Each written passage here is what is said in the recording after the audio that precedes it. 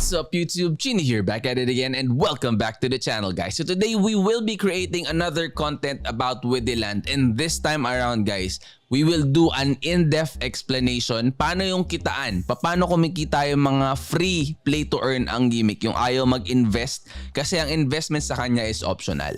Okay? So every Sunday, guys, 8 PM meron tayong raffle. Marami tayong mga pinaparaffle na galing sa mga nagpe-pledge din ng mga NFT games para sa ating community. So all you have to do is like, comment, share yung mga videos, lahat ng mga videos na ina-upload natin para meron kayong raffle entry kahit na alin doon ang mapiling gamitin pag Sunday, okay? If you're new to my channel, please do not forget to click that like, that subscribe, and click the bell para lagi kayong updated sa mga announcements, updates, anything, everything NFTs. And without further ado, guys, let's get it on. Intro!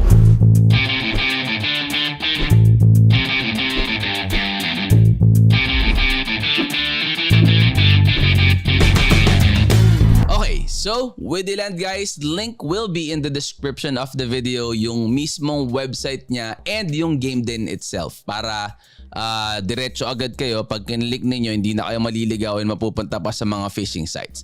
Okay? So ito, nakikita ninyo, guys, yung sa akin kasi is kumbaga parang paid na or nag-invest na ako dito sa na to, sa game na to. Kaya nakikita ninyo, marami na akong land. Kasi ito yan per ganito, per parang rectangle na yan, land yan. And pag free to play ka, ito lang isa ang makukuha mo. So cropland lang na ang makukuha mo. And wala ka pang hash points. Ano ang hash point? Okay? So labas muna tayo dito sa game na to. Importante kasi malaman ninyo yung mga ganyan, yung hash point na yan. Dahil yan, nagmamatter yan sa kung magkano yung pwede nyong kitain daily. Okay? Yung maximum na WSO, which is yung WSO, guys, is yung in-game or yung utility token ni Widiland. Yan, nakikita nyo na. Nako, natatakpan ko pala. Wait lang Okay, so yan. Lumipat ako sa kabila, guys. Makikita naman ninyo, itong nasa right side na to. Ayan, itong nasa right side na to. Yan yung MWSO. Pag MWSO, ibig sabihin nasa loob na ng game yan. 1:1 yan dun sa WSO. So yung mga in-earn ninyo, yan yung pwede ninyong ipalit ng fiat. Yung USDT or BUSD or kung ano man yung gusto ninyo. Okay? So, eto yan. Para magkaroon kayo ng tumaas yung pwede ninyong kitain, ito yung mga pinagbabasihan yan, yung hash points. So, click natin dito. Punta tayo sa my account. Dito ngayon, kailangan ninyong malaman is yung Widian na yan. Sasabihin niyo bakit dun sa game makikita namin para XP, tapos yung XP na yan, ito yung level mo na nasa kaliwa. Lipat ako ulit. Ayan, makikita niyo nasa kaliwa. Diba? Meron kang level. Ayan, level natin yan. And then, ito yung XP. Siyempre, XP. Sa taas niyan, merong Widian. Ano yung Widian? Diba? Yung Widian na yan, makikita ninyo pag free to play kayo, nakalagay dyan, Widian 0. Okay? So Widian 0 pag free to play, and then ang pwede lang ninyong kitain pag free to play kayo, guys, is ito. Ayan yung Widian 0. Actually, kahit free to play ka or kung meron ka ng NFT din pero hindi ka pa umaabot ng 1,000 hash point. Okay? Ito ka, nandito ka sa Widian 0. And ayan ang total daily quest na allocation mo, 50. Okay, so magkano ang 50, 'di ba? So 50 dito, makita mo nasa mga 30 pesos. Mga ganyan, 30-35 pesos, depende siyempre, depende sa kung magkano ang presyo ni Widisol. Okay? Ayan si Widisol sa taas. So kung mas mataas yung presyo ni Widisol, mas mataas yung pwede mo kitain. Pero 50 WSO ang maximum threshold mo sa Widian 0. Okay? So, Widian 1, kunyari, nag-invest ka na, meron ka ng land, bumili ka na ng land, bumili ka na rin ng character na medyo mataas-taas or marami-rami na kayong mga land, marami-rami na kayong character na binili, and umabot ka na sa 1,000 hash point, magwi-Widian 1 ka na. Okay, magwi-Widian 1 ka. Itong treasure ticket na to, guys, yan, mag-earn kayo niyan, mag-accumulate kayo niyan, pero ano pa yan eh, so far hindi pa na-implement yung gimmick niya. So pero ano yan, i-implement din nila yan eventually. Anyway, tuloy lang muna natin yung ano. So pag within 1 ka na guys, ang threshold mo is 300 na. 300 MWSO or WSO kasi pag pinagpalit mo, in-exchange mo yan, ganun din ang ano yan, 1:1. So 1 MWSO is equivalent to 1 WSO. Okay, so don't worry about that. So Chino, magkano naman yung 300 WSO na pwede kong kitain? Okay, so magkano ngayon ang WSO natin? 300. Ayan. So pwede ka nang kumita ng mga nasa 140. Ay, 190. Sorry. 190 pesos. Mga ganun ang pwede mong kitain kasi yun yung presyo ngayon ni WSO. So, with yan 1, nasa 190 pesos pag kinonvert mo yung USDT into peso.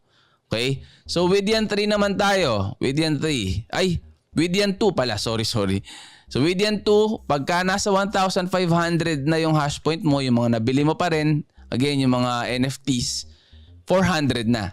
Okay, tumataas yan. So 400, magkano 400? Ayan, 255 pesos na, parang ganon. Okay? And so on. Okay, so sana nagigets nyo yung ano, yung gist niya kung ano yung paano kino-compute and yung kung magkano ang pwede mong kitain.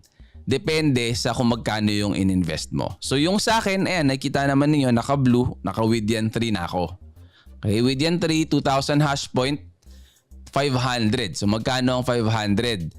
500 WSO is equivalent to nasa 315, mga 300, mga 4 ano to? 300, mga ganun nga. Okay? So 300 plus pero less than 350 yata itong ano na to. Kasi wala pang $7. So mga 320 siguro, ganyan. Okay, so 320 pesos, yun yung Widyan ko. Okay? Again, depende yung presyuhan ng WSO sa market, pero fixed yung binibigay sa inyo, depende sa Widyan level ninyo. Yun yung daily quest na ibibigay niya sa inyo. Okay? Parang allocation niya sa inyo, o yan yung pinaka-maximum na pwede mong i-farm. So maganda nga sana umabot ka dito, pero medyo malaki-laki na ang gagastusin mo para umabot ka dito. Goal ko lang umabot dito sa Widyan 4. Sana swertehin sa mga drops kasi bukas may drop 14 actually, ngayon pala, mamaya. So may drops and magpa-purchase tayo ng mga character kasi kailangan natin ng character para mas mabilis tayo makapag-farm. So makikita ninyo yan guys, pinaghiwa-hiwalay ko na kasi siya. Ayan. Nandito yung mga mga animals. So mga breeders ang tawag dito sa character na to. Dito naman mga cook. So cook ang mga nandito. Pero isa pa lang ang cook ko guys. Ayan, nakikita naman ninyo. So isa lang yung nandyan. And ito yung board. Yan yung binabantayan ko. So kailangan ko pa uli ng maglagay uli tayo ng mga wheat. Ayan, lagay tayo ng wheat dito para makapag-plant. So, lagay mo dyan. And then, gawa ulit tayo ng bread. Kasi yung mga orders, yun yung sinusunod natin doon sa, doon sa gimmick niya. Okay, so yan. Tignan nyo yung board, di-deliver mo yan, magkaka-XP ka. And then, ito, yan yung daily quest na, yung allocation mo. Yan, katulad niya, no? Unlock at Widyan 4. So mas marami ka ng crops, tapos mas mataas yung makukuha mong WSO. So hindi ko pa nakukumpleto yung 4 na daily quest ko. So ko pa yan, kino-complete ko pa yan. Carrots guys, wala kasi pa akong carrots. Kailangan kong bumili nung desert na land para magkaroon ako ng carrot. Kasi depende sa rarity ng depende sa rarity ng land na mga nakukuha mo, yung mga crops na po pwede mong itanim sa kanila. Like yan, di ba?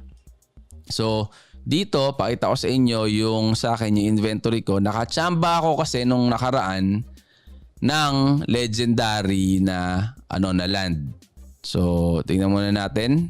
And, so makikita niyo guys, may legendary tayo dyan, common, uncommon, epic. So dito sa dito sa legendary natin, view details natin.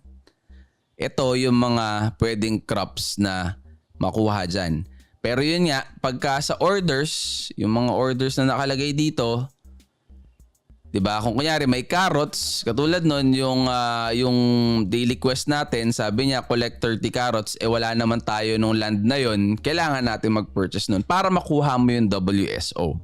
Okay? So tingnan natin magkano yung ano na yon, desert yun, ito parang ganito. So tingnan natin, desert, tapos rarity common yan eh. And then lowest price. So pag kinlik mo, makikita mo carrot, tomato, potato, grapes, olive. Yun yung po pwede sa kanya. So, yun ang kailangan kong bilhin. Actually, yun na lang ang ano ko, yun na lang ang kulang ko. Tama ba? Rare ata, kulang pa ako ng rare. All types. How about the forest land? Ito, wala ako nitong rare. Wala pa ako nitong rare na to. So, sana makakuha din ako niyan. Pero, yun, desert, kailangan natin yan. So, kunyari ito, lowest price natin. Ito parang ano to, nag-stuck yata tong gimmick nito. Pag kiniklik ko and tinatry kong i-buy, parang ano, nag-error siya kasi nga stuck lang yata yan kaya ayaw na ding mabenta. So kailangan natin bumili yung second to the lowest na ano na lang. So 445 ang kailangan natin ano. So guys, pag bumibili kayo nito, tingnan din niyo kasi yung iba may staking period. Pag in-unstake mo kasi, parang 1 day ang cooldown niya para ma-stake mo ulit. So buy natin to 445. Meron pa naman tayong konting wheatie na natitirang ano, pambala bukas. Okay, so hindi, mamaya pala. So kunin natin to, yung ano na to, tong desert para ma-stake na natin and madadagdagan yung ano, makikita ninyo din dyan.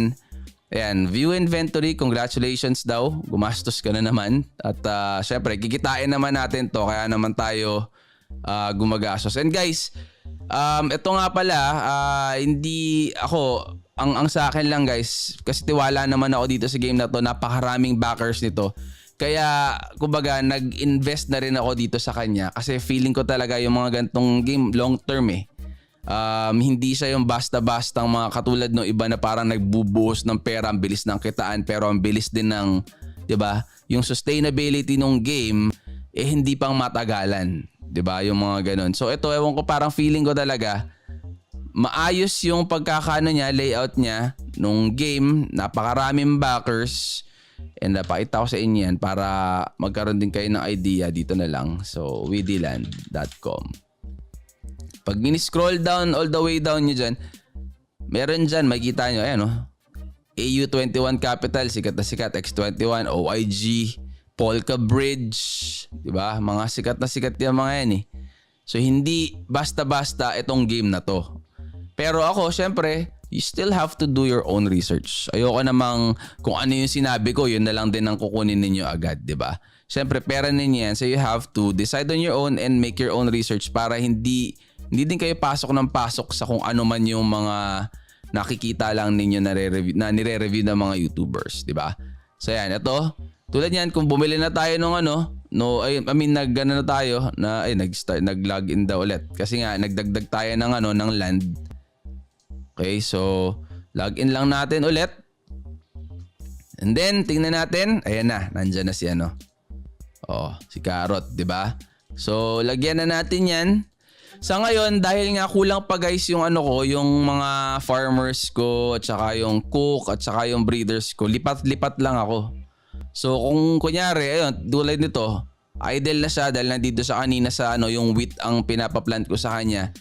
Idle na siya dahil na niya na yun, nilipat ko siya dito, naglagay ako ng carrot, tapos nilagay ko yung character dito. Pero kung kunyari, katulad dito, naglagay ako ng wheat, o sabihin mo na naglagay ako ng corn, pala, ayan, tsaka yan, diba? Ang mangyayari lang dyan, nandyan yung tanim. Pero hindi siya magka-countdown. Ayan hindi siya magka-countdown. Unlike this one, tingnan niyo. Nagka-countdown na siya. Kasi may farmer ka na naka-allocate doon. Na siya yung kumbaga siya yung nagtatrabaho doon. Ayan, tulad nito, wala na pala tayong corn kasi nga tinanim na rin natin dito para makakuha tayo ng mas marami. Hindi tayo makakuha ng egg pa dito. Diba? So ginagawa ko ngayon guys, nagpapaikot pa lang ako ng dito, nagpapaikot pa lang ako ng pera dito. Yung WSO, bumili na rin ako yung WSO from the market. And then pinasok ko dito para kumbaga mag-expand nung ano. Kasi bibilin mo din yung mga buildings eh. Ayan o, bibilin mo rin yung mga buildings na yan. So pwede ka magdagdag ng mga buildings pero hindi naman completely necessary. Lalo na pagka medyo ganyan na nagsisimula ka pa lang. Pwede mo pa namang kumbaga tsagain lang muna kung ano yung meron. 'Di ba? Lalo na kung hindi naman enough yung farmer, yung breeder, tsaka yung ano mo, yung cook mo.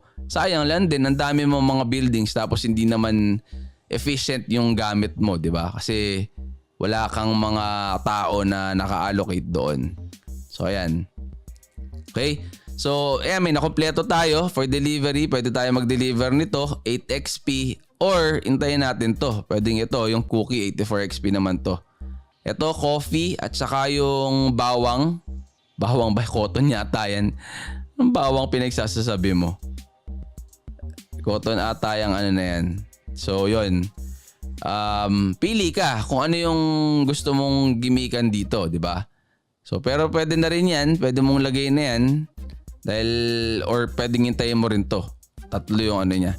Kung kunyari naman, wala ka pa nung ano na yun, kunyari may lumabas na carrot, wala ka namang land pa na pang carrot, pwede mo i-click tapos delete muna. May cooldown lang, pero papalitan niya yung order mo na yun. Ganun yung ano sa kanya. Ganun yung gimmick niya. Okay?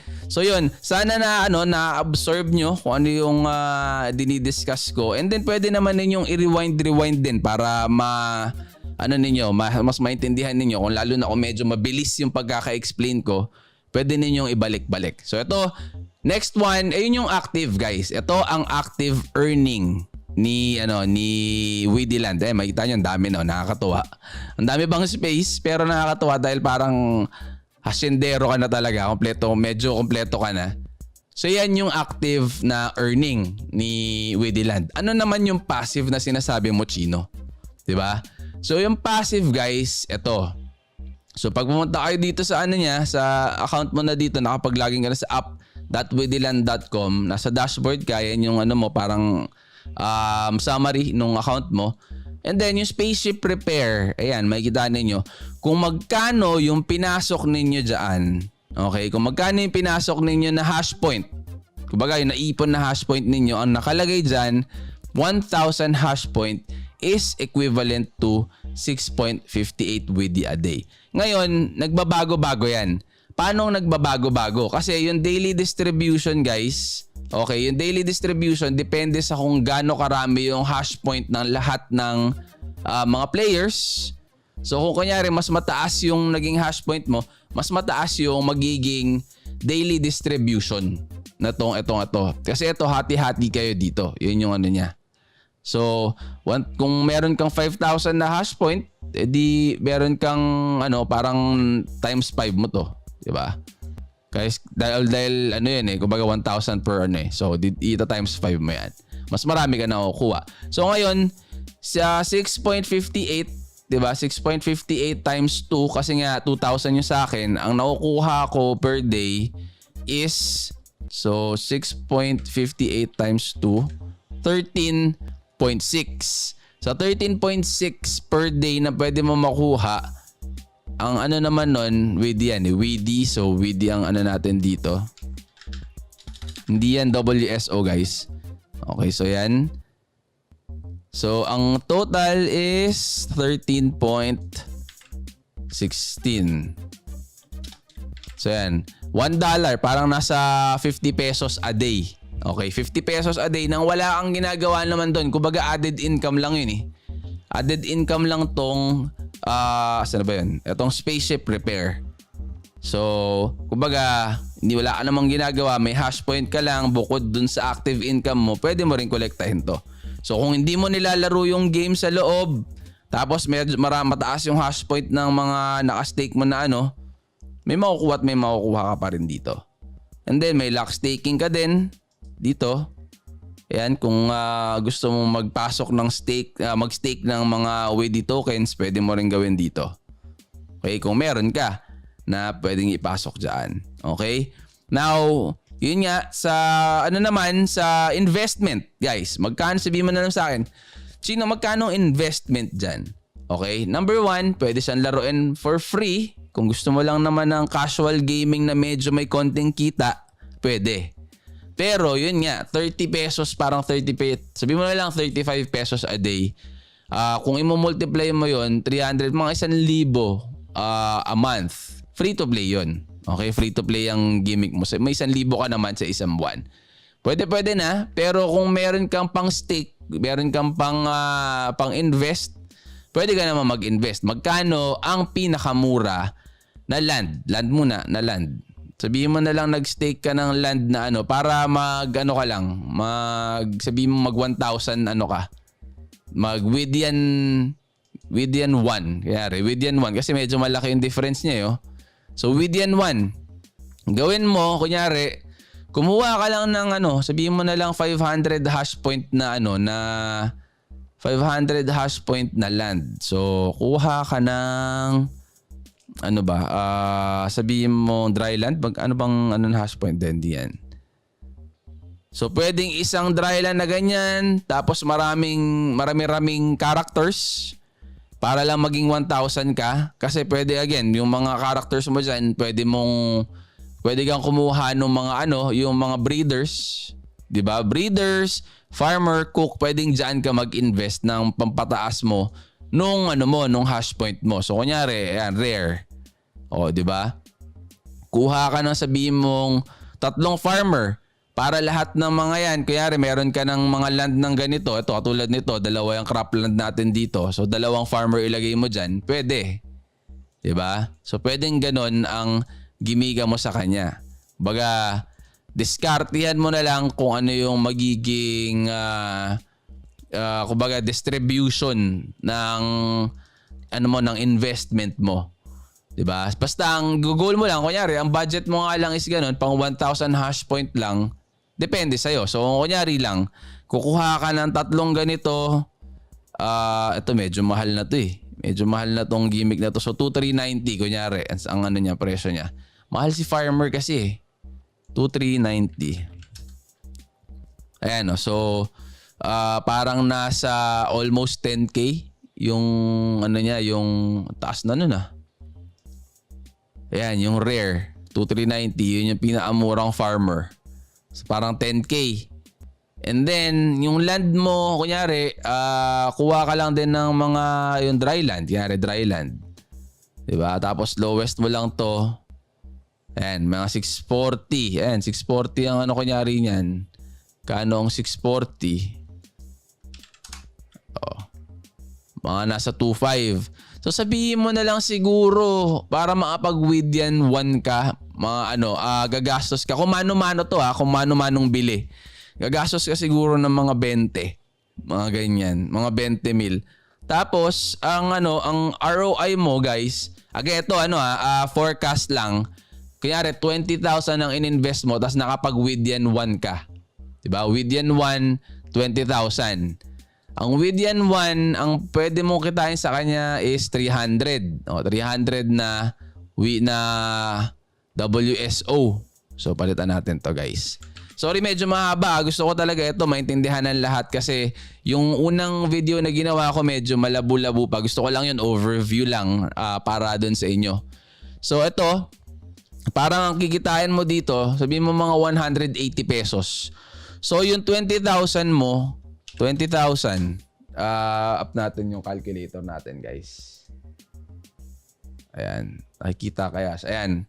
So 20,000 mo, kunyari, 20,000 divided by nasa 180, kunyari mo na lang. So, mga 4 months.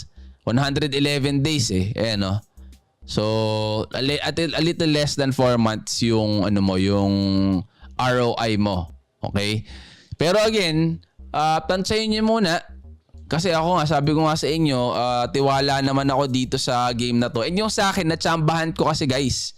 Ang ginawa ko, nag-open ako nung dahil may IGO sila nung nakaraan. So bumili ako ng packs.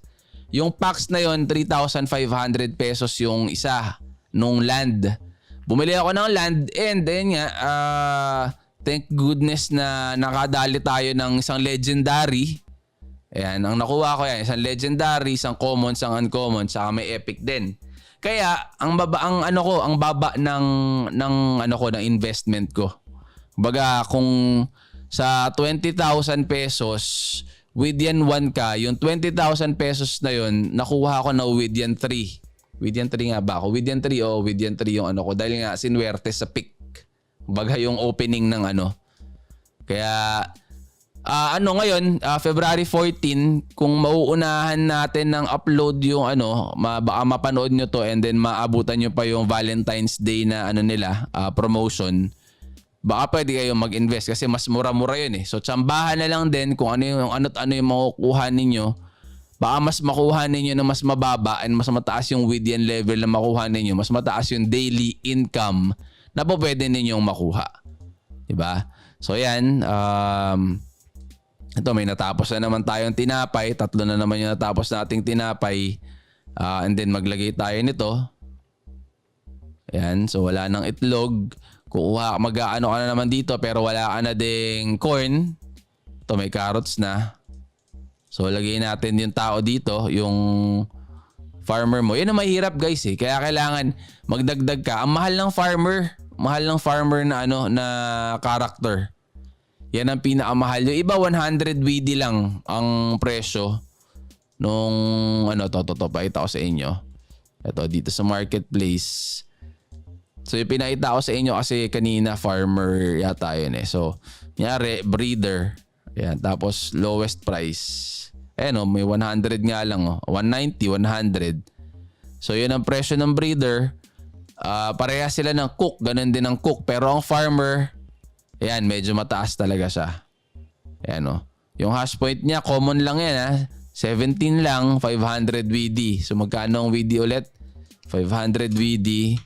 So 2,000. So 2,050 or so ang presyuhan ng farmer.